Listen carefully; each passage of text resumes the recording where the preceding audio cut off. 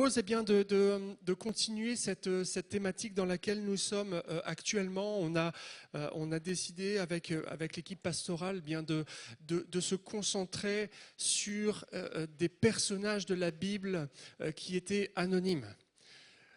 Et pour nous ce matin, j'ai choisi une paire de personnes qui ont leur intérêt dans la parole de Dieu, mais dont on n'entend pas souvent bien parler. Mais avant toute chose, je vous invite à baisser vos fronts. On va prier ensemble et on va demander à Dieu qu'il nous dirige dans ces instants, dans cette réflexion. Merci Seigneur pour ta parole que tu nous as laissée. Merci parce que nous croyons qu'elle ne retourne pas à toi sans avoir fait son effet. Nous te demandons Seigneur que ce matin tu puisses trouver nos cœurs, tu puisses nous interpeller. Seigneur, permets-moi bien humblement de donner ton conseil, Seigneur, de donner ta parole animée de ton Saint-Esprit afin que cela puisse être utile pour notre avancement quotidien. Merci Jésus, et à ton nom soit toute la gloire. Amen. Sans plus tarder, si vous avez vos Bibles, je vous inviterai à les prendre avec moi et on va lire un passage dans Exode.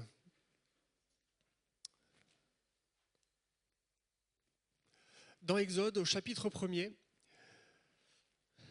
il nous est parlé des débuts de la libération, du contexte, on va dire, de libération du peuple d'Israël. Et on peut lire ceci ensemble à partir du verset 15. Le roi d'Égypte parla aussi aux sages-femmes des Hébreux, nommées l'une Shifra et l'autre Poua. Il leur dit, quand vous accoucherez les femmes des Hébreux, et que vous les verrez sur les sièges. Si c'est un garçon, faites-le mourir. Si c'est une fille, laissez-la vivre. Mais les sages-femmes craignirent Dieu et ne firent point ce que leur avait dit le roi d'Égypte. Elles laissèrent vivre les enfants. Le roi d'Égypte appela les sages-femmes et leur dit, mais pourquoi avez-vous agi ainsi et pourquoi avez-vous laissé vivre les enfants ? Les sages-femmes répondirent à Pharaon, c'est que les femmes des Hébreux ne sont pas comme les Égyptiennes, elles sont vigoureuses et elles accouchent avant l'arrivée des sages-femmes. Dieu fit du bien aux sages-femmes et le peuple multiplia et devint très nombreux. Parce que les sages-femmes avaient eu la crainte de Dieu, Dieu fit prospérer leur maison. Amen. Donc là, on a affaire... Dans le contexte, on se souvient que le peuple d'Israël est en Égypte. Il y a été, on va dire, invité par Joseph qui a laissé entrer toute sa famille dans le pays d'Égypte. Et à ce moment-là, donc le peuple d'Israël commence à devenir très nombreux. C'est un peuple libre dans ce peuple d'Égypte, à l'intérieur de ce pays d'Égypte. C'est encore un peuple libre. Et il nous est dit qu'il y a un nouveau roi qui vient et qui n'a pas connu tout le contexte de Joseph. Et il nous est dit qu'il va commencer à voir que ce peuple est trop nombreux et il va même parler de puissance. Il va dire que ce peuple commence à être puissant, qu'il commence à être fort et que c'est un danger pour le peuple égyptien. Et au travers de cela, va se mettre en route un mécanisme pour la libération de ce peuple, parce que ce nouveau roi excusez-moi, je suis un peu malade, j'aurai un peu de mal ce matin, mais ce nouveau roi va asservir ce peuple. Pour le contraindre. Il nous est dit que le roi va l'asservir, il va lui donner des tâches qui sont lourdes, qui sont pénibles, afin qu'il puisse être réduit à néant, sans influence. Sans influence. Et dans ce contexte-là, Dieu va mettre en route son plan. Mais nous connaissons ce plan au travers de la vie de Moïse. C'est Moïse qui va être mis en avant comme outil de libération du pays d'Israël à partir de ce pays d'Égypte. Et dans ce contexte, il nous est parlé de deux femmes, Shifra et Pua, qui ne sont autres que des sages-femmes. Des sages-femmes. Autrement dit, elles ne sont pas grand-chose. Elles ne sont pas grand-chose. Et j'aimerais ce matin nous interpeller en disant que dans ce monde, dans le monde dans lequel nous vivons, nous sommes à la recherche de reconnaissance.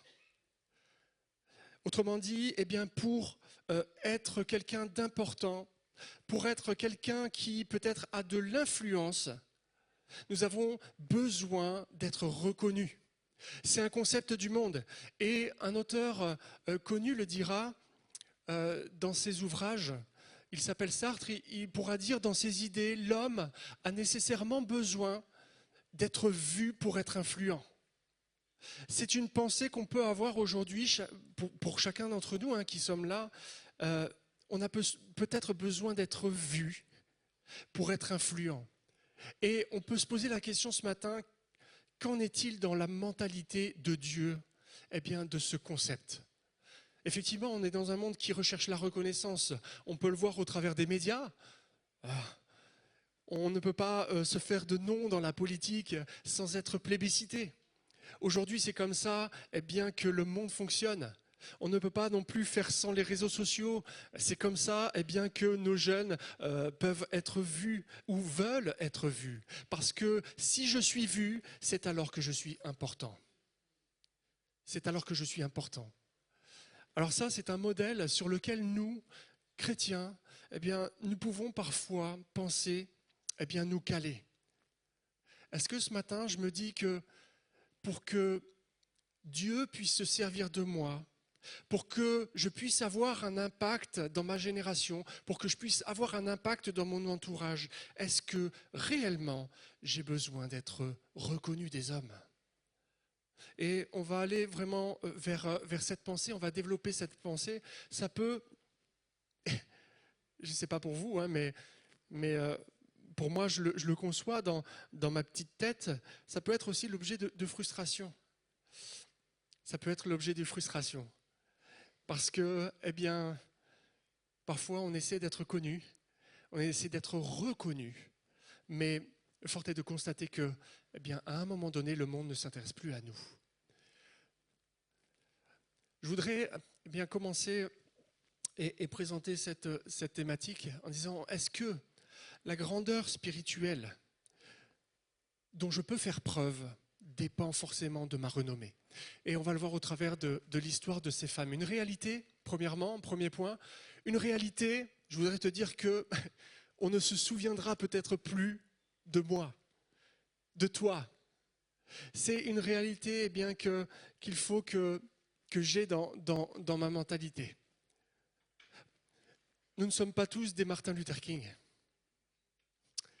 Il y a des hommes, il y a des femmes dans ce monde, ou même dans notre histoire, qui ont eu un impact, une influence, mais force est de constater aussi que parfois on ne se souvient plus des vraies valeurs qu'ils ont communiquées. Pour vous ce matin, si je parle de Martin Luther King, ça vous évoque quoi ? Dans son combat, voilà, ça vous évoque peut-être comme moi le combat de cet homme pour la ségrégation raciale. C'est pour cela qu'il a été connu, mais aujourd'hui, peut-être dans le monde, et peut-être nous aussi ce matin, on ne se souvient pas que cet homme avait des valeurs profondes, qu'il était baptiste, et que c'est ça qui menait à bien ses idées. C'est ces idées-là, c'est sa foi qui lui permettait de se battre pour ses idées. Et ce matin, pour toi et moi, nous devons prendre conscience aussi que, quand bien même je serai connu, à un moment donné, on ne se souviendra plus de moi pour peut-être les valeurs que j'ai communiquées.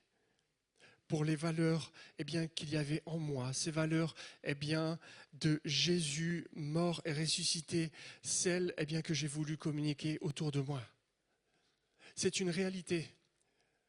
Et si on analyse un petit peu ces femmes, ces sages-femmes hébreux, on voit qu'elles n'ont pas le même rang social que la haute aristocratie égyptienne.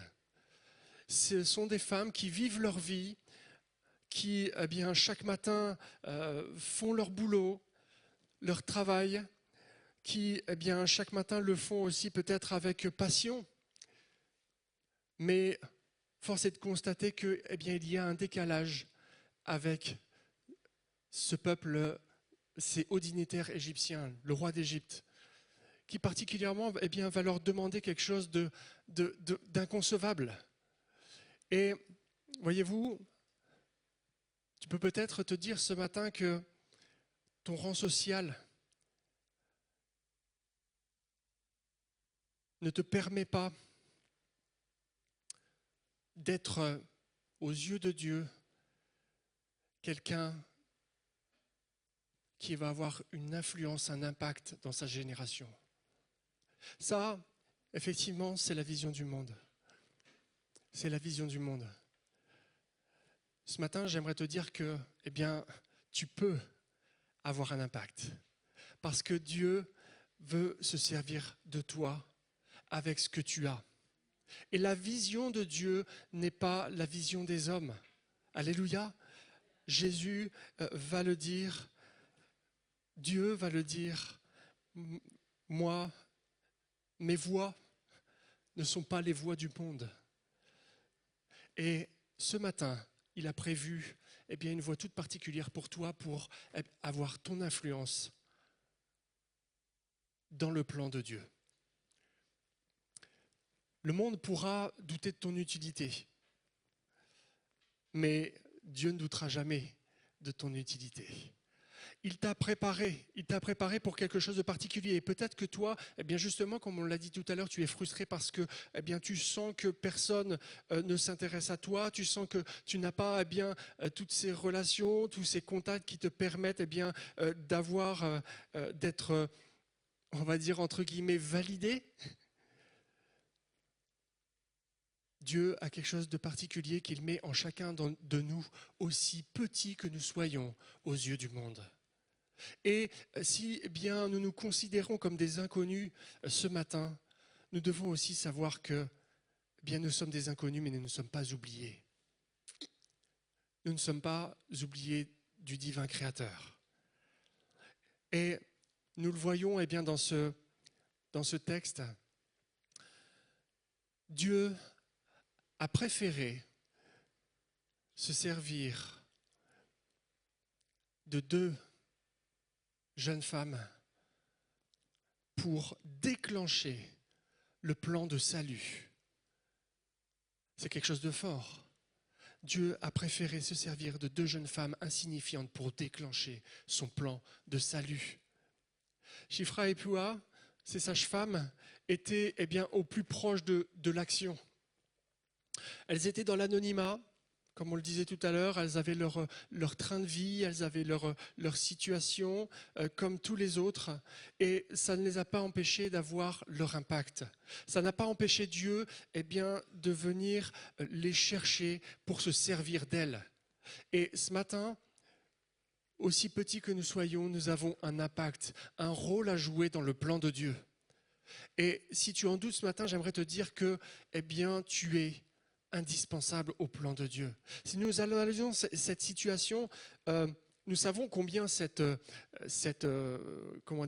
plan de Dieu au travers de la libération d'Israël est grandiose. Nous l'avons peut-être lu plusieurs fois.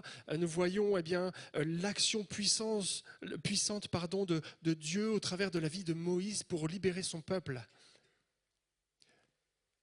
Mais tout cela n'aurait pas pu se faire si tous les engrenages n'avaient pas été là. Aussi petits soient-ils. Et ces deux jeunes femmes vont jouer un rôle crucial dans le point de départ de la libération d'Israël. Elles sont indispensables. Vous voyez, la bougie d'allumage de votre voiture. Vous pouvez avoir un gros véhicule avec plein de chevaux pour aller vite sur l'autoroute, voyez, un gros modèle. Si vous n'arrivez pas à démarrer votre véhicule, il ne vous sert à rien. Et voyez cette petite bougie d'allumage là qui permet de mettre en route le contact. Eh bien, l'image, c'est que Dieu se sert de ça pour pouvoir activer son plan.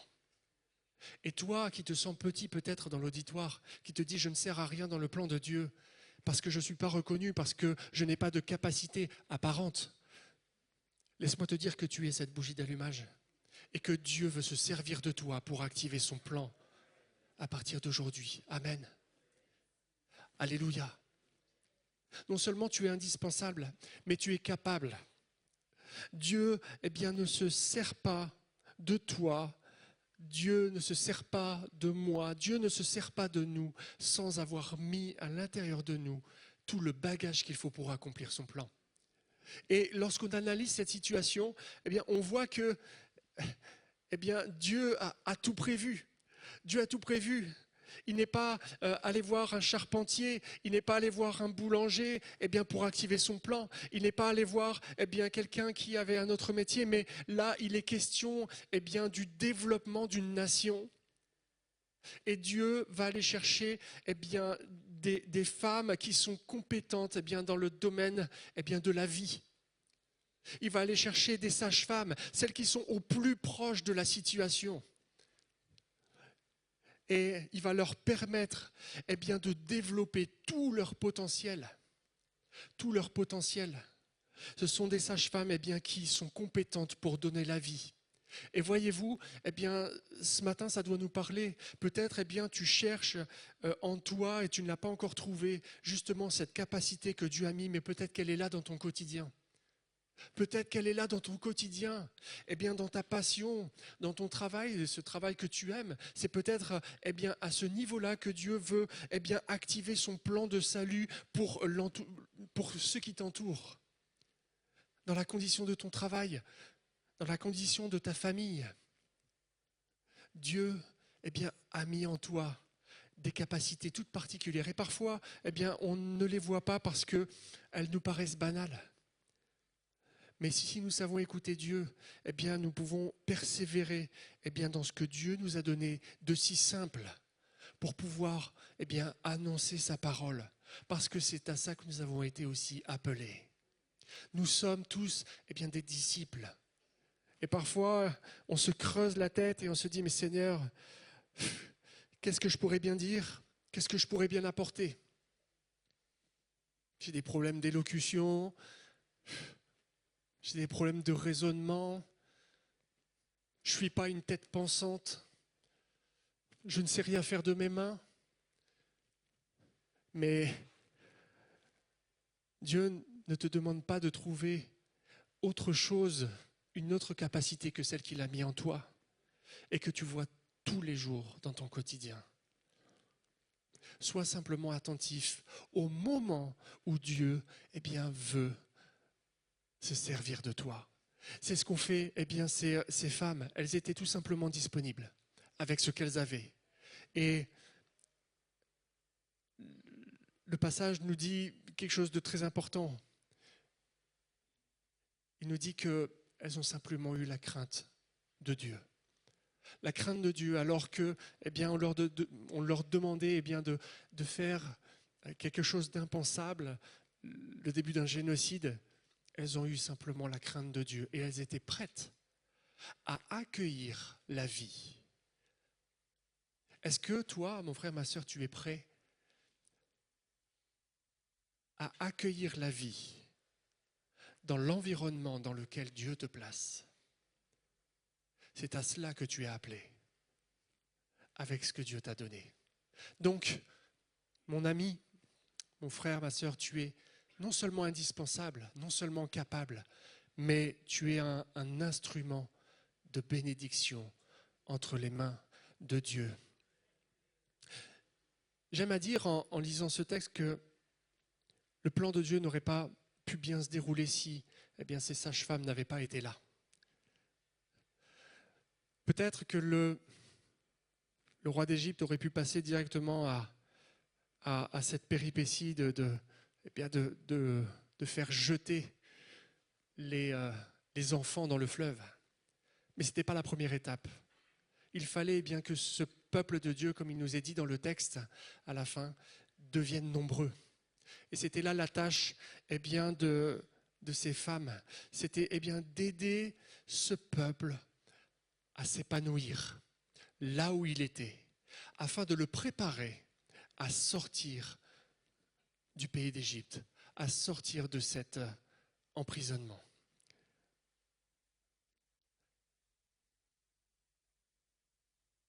Je suis indispensable, je suis capable et je suis un instrument de bénédiction dans mon environnement avec ce que Dieu m'a donné. Troisième point, j'aimerais voir avec vous, c'est que je sois connu ou inconnu, j'ai des responsabilités à prendre. Ces sages-femmes ont dû prendre une décision qui était pour le peu compliquée. Qu'on soit connu ou inconnu, nous avons tous eh bien, des pressions à gérer. Et je m'en suis rendu compte quand j'ai préparé ce message, ces principales pressions qu'on peut supporter tous les jours de notre vie, c'est celle eh bien, de la perfection d'un côté et de l'imperfection de l'autre. Chaque jour, pour toi qui suis le Seigneur, peut-être, eh bien, tu te dis, mais comment eh bien, je peux plaire à mon Dieu aujourd'hui ? Et ce n'est pas facile à vivre. Vous êtes d'accord avec moi ? C'est pas facile à vivre tous les jours de se dire, aujourd'hui, Seigneur, je veux être à ta gloire. Ne connaissant pas les péripéties de la journée, ce qui peut nous arriver, cela demande d'être attentif à chaque instant. Mais voyez-vous, c'est cette pression qu'on peut se mettre le matin en prenant notre temps avec le Seigneur, en disant, Seigneur, eh bien, qu'est-ce que je peux faire aujourd'hui pour te faire plaisir ? C'est quand même une pression de se dire, eh bien, comment je peux être trouvé beau aujourd'hui aux yeux de mon Dieu. Cette pression-là d'un côté, et comme dans un auto de l'autre côté, eh bien l'imperfection, parce que, eh bien, il faut le dire, eh bien, ce monde nous tente. Nous sommes tentés à chaque instant, nous sommes éprouvés à chaque instant. Parce que, eh bien, mon ami, mon frère, ma sœur, si tu en doutes encore, eh bien, nous savons que notre nature pécheresse est toujours là.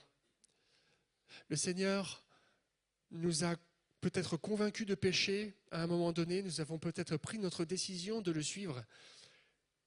Mais alors qu'il a changé et qu'il change jour après jour, petit à petit, notre cœur, afin qu'il soit vu pur aux yeux de notre Père, il faut dire que, eh bien oui, il y a cette pression de l'imperfection qui est là. Et ça me fait réfléchir et je me dis, mais comment chaque jour je gère cette pression lorsque eh bien, le monde vient me la mettre. Pareillement, par exemple, dans mon boulot, comment je gère la pression ? Comment je gère la pression eh bien, d'un patron qui me demande quelque chose que je n'ai pas envie de faire ? Je suis coincé par mes valeurs d'un côté, la perfection, et par quelqu'un à qui eh bien, je dois me soumettre quand même parce que Dieu me le demande. Soumettez-vous aux autorités de ce monde. Je dois eh bien, gérer cette pression. Et vous voyez-vous, ces deux sages-femmes ont dû gérer cette pression. Elles ont dû faire un choix à un moment donné, de se dire, eh bien non, je ne vais pas obéir au commandement du roi d'Égypte. C'est quand même quelque chose. Hein. Imaginez-vous, le président de la République vient toquer à votre porte et vient vous demander de faire quelque chose qui est peut-être contre vos valeurs. Comment réagissez-vous ? Comment réagissez-vous ? Et voyez-vous, ces femmes sont un modèle pour nous, de se dire, mais quelle est la priorité que je donne aux valeurs que Dieu m'a communiquées ? Quelle est la priorité que je donne dans mon comportement chaque jour aux valeurs que Dieu m'a données ? il nous faut parfois prendre des risques. Il nous faut parfois prendre des risques. Ces deux sages-femmes ne vont pas écouter ce que le roi d'Égypte va leur commander. Elles vont laisser vivre les enfants. Elles vont laisser vivre les premiers-nés. Et je ne sais pas comment l'interpréter, mais elles vont user peut-être de stratagèmes pour que cela passe inaperçu. Non seulement aux yeux du roi, mais aussi aux yeux des femmes égyptiennes. Il nous est dit que lorsque le roi va revenir vers eux, il va leur demander « Mais pourquoi vous avez laissé vivre les enfants ?» Elles vont user d'un stratagème et dire « Mais c'est que les femmes des Hébreux sont plus vigoureuses. » Et elles mettent au monde avant qu'on arrive. Avant qu'on arrive.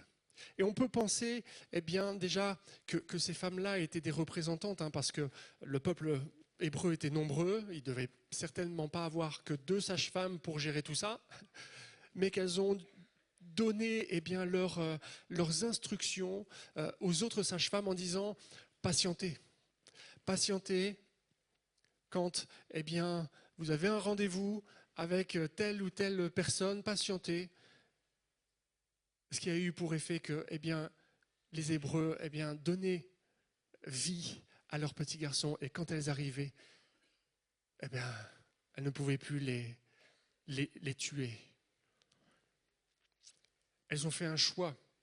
Elles ont fait un choix d'honorer Dieu plutôt que les hommes. Et voyez-vous, c'est un enseignement capital. Qu'est-ce que je suis prêt à faire dans mon quotidien pour rendre gloire à Dieu? Parfois, je le dis, et c'est ce que j'ai découvert dans ce texte, nous serons peut-être amenés à mentir. Je vais peut-être vous choquer en disant ça. Ça vous choque? Nous serons peut-être parfois amenés à mentir dans ce monde.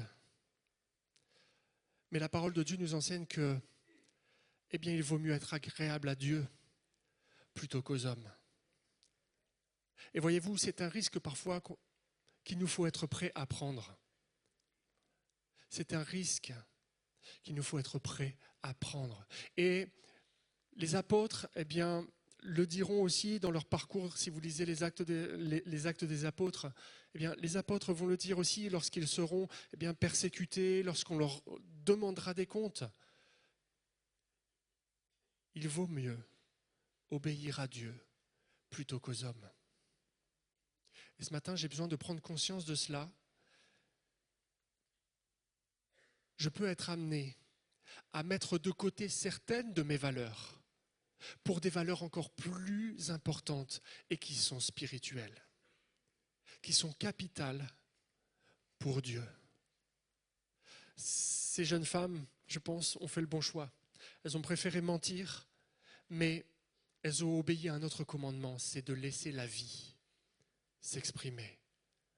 Et c'est ce que Dieu veut. Je pense pouvoir dire que, Dieu préférera que dans ton environnement, tu sois créateur de vie. Peut-être parfois en usant de stratagèmes, en usant de mensonges pour ne pas être persécuté par ton employeur, Dieu préférera que tu suscites la vie, parce que c'est en ce sens-là qu'il veut se servir de toi. Et bien sûr, il nous faut assumer ces choix. Il nous faut assumer ces choix, et ces 2 jeunes femmes l'ont fait. Elles ont, devant l'autorité, elles sont restées zen. Parce que je pense que Dieu leur a donné la force. Dieu leur a donné l'assurance de ce que, ce qu'elles avaient accompli était beau aux yeux de Dieu. Et d'ailleurs, j'aimerais, l'appuyer avec leur nom. Shifra et Poua, ce sont 2 noms hébreux qui signifient beau, splendide. Splendide. lorsque, mon frère, ma sœur, mon ami, tu mets de côté certaines de tes valeurs pour mettre Dieu en avant, Dieu trouve ça beau. Dieu te trouve beau. Alléluia. Amen. Alléluia. J'en ai fini. Je n'ai pas été très long, mais j'aimerais qu'on prenne un temps ensemble, peut-être en courbant nos fronts, en rentrant en nous-mêmes et en se disant, Seigneur, effectivement, tu vois, dans mon cœur, il y a de la frustration. Il y a de la peine parce que je ne connais pas encore les capacités que tu m'as données. Souvent, le doute vient, souvent, la dévalorisation vient et l'ennemi de notre âme travaille beaucoup là-dessus. L'ennemi de ton âme veut te dire ce matin que tu ne vaux rien. Bien sûr, après s'être servi de toi pour ses propres intérêts. Mais il est toujours là pour te dévaloriser et te dire que tu ne vaux rien. Et j'aimerais t'inviter ce matin, si c'est le cas, si c'est ton cas, à prendre cette parole du Seigneur qui te dit, mais tu es peut-être petit aux yeux du monde, mais pour moi tu es grand. Tu es grand pour moi. Tu as de la valeur. Et j'ai placé quelque chose de particulier en toi pour déclencher mon plan de salut là où tu te trouves. J'aimerais vraiment que tu le prennes à cœur. Je vais demander à la pianiste de s'approcher. J'aimerais vraiment que tu le prennes à cœur et que tu écoutes ce que Dieu te dit, peut-être en mettant de côté ce que toi tu penses de toi-même. Oh non, tu n'es peut-être pas quelqu'un d'exceptionnel dans ce monde. Tu ne le seras peut-être jamais. Tu n'as pas de nom qui puisse être retenu dans les siècles, dans l'histoire. Tu n'as pas fait quelque chose qui soit exceptionnel. Tu n'es peut-être pas capable de faire quelque chose qui soit exceptionnel. Mais aux yeux de Dieu, ce petit rien qu'il y a en toi peut avoir une portée éternelle. Peut avoir une portée éternelle. Et si tu veux entrer dans cette dimension pour ta vie, il te faut faire un choix.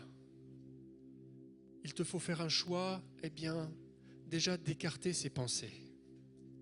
Parce que Dieu t'a donné la capacité de le faire.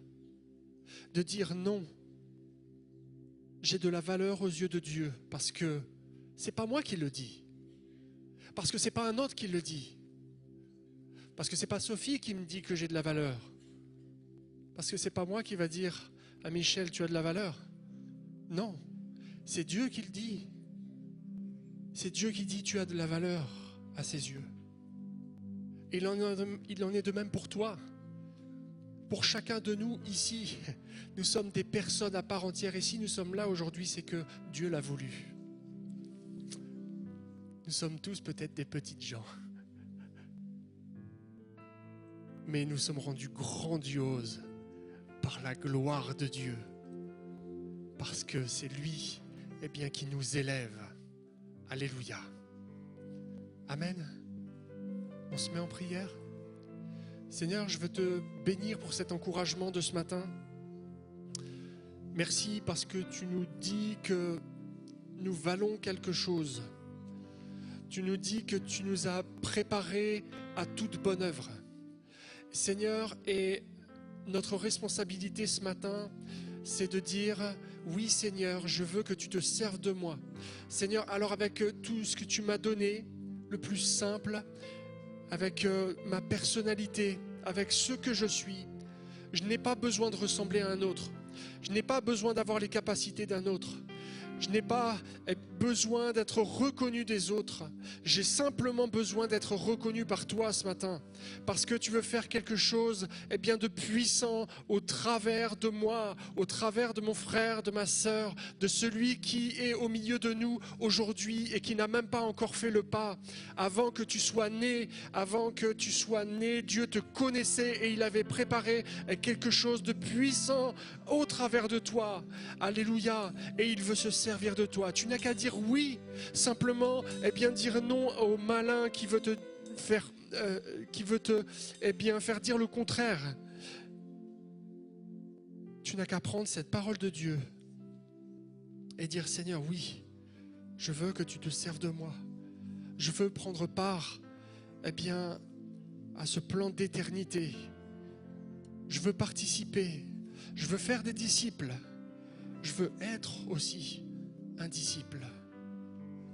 Ce matin, tu peux en faire le choix.